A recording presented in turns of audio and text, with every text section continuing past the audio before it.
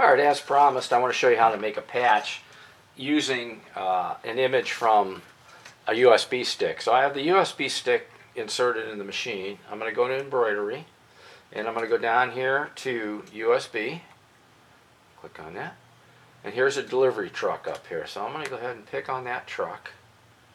And I'm going to go ahead and hit set. And at this point we want to edit this a bit. So I'm going to go up to edit. And I want to rotate this. So I'm going to rotate it 90 degrees. Alright, so it's where it's supposed to be. And I'm going to click OK. And this says it is 2.33 inches by almost 4 inches long. So that's good. So I'm just going to go ahead and go down to, it looks like a badge again. We're going to click on that. And look at that. It puts the stitching all the way around it just like a badge or a patch.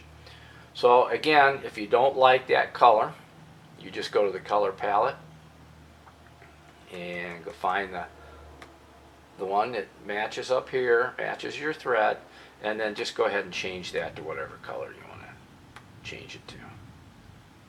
So it's a light blue, that's good. So I'm going to click OK once you're happy with it.